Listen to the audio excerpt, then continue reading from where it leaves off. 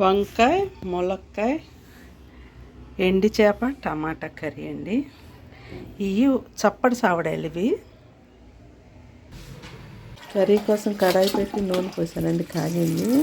చేప ముక్కలు ఫ్రై చేసుకుంటున్నాను. ఇవి చప్పటి సావడాలండి, చాలా టేస్టీగా ఉంటుంది. కర్రీ అయితే బాగుంటుంది, దేనిలో వేసినా కూడా బాగుంటుంది. ఇవి బాగా ఫ్రై చేసి తీసేసి చేప ముక్కలు చక్కగా అలా ఎర్రగా వేగితేనండి నీసు వాసన అనేది లేకుండా బాగుంటుంది. అవన్నీ తీసిన తర్వాత ఆవాలు వేసాను. ఆవాలు పేలిన తర్వాత ఉల్లిపాయ, పచ్చిమిర్చి,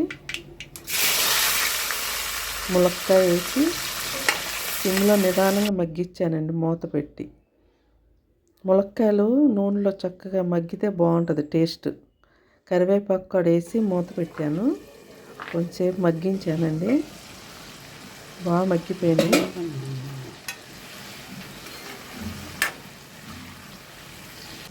టేస్ట్ బాగుంటుంది, అలాగే పసరు వాసన లేకుండా బాగుంటాయి ములక్కాయలు పూర్తిగా మగ్గిన తర్వాత వంకాయలు వేసాను. వంకాయలు, పసుపు, కర్రీకి సరిపడినంత,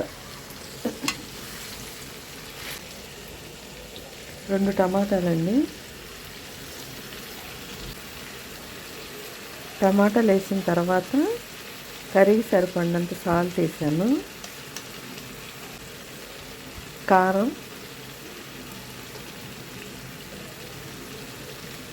కారం కూడా మనకి ఎక్కువ కావాలంటే ఎక్కువ, తక్కువ కావాలంటే తక్కువ వేసుకోవచ్చు.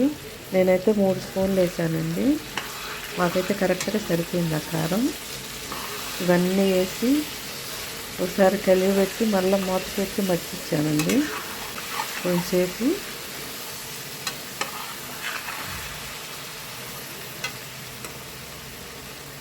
కారం అంతా నూనెలో మగ్గిన తర్వాత ఇప్పుడు మనం వాటర్ పోసుకోవాలి.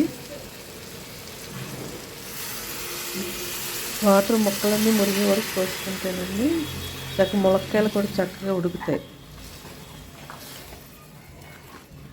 ములక్కాయ బాగా ఉడికితే బాగుంటుంది. ఎండి చేప టేస్ట్ కూడా ములక్కాయకి దిగి బాగుంటుందండి. ఇప్పుడు ఈ వాటర్ పోసిన తర్వాత అప్పుడు నేను ఎండి చేప ముక్కలన్నీ వేసాను.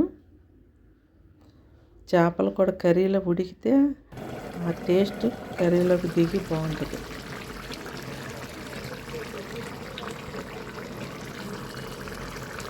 చివరిగా కొత్తిమీర వేసి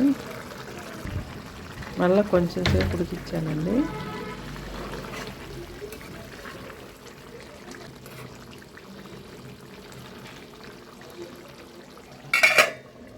కర్రీ అయితే చాలా టేస్టీగా వచ్చింది. ఈ చేప ముక్కల వల్ల భలే టేస్ట్ ఉంటున్నాయండి చేపలు, చప్పటి చావడాలు. కర్రీ అయితే సూపర్ టేస్ట్ వచ్చింది.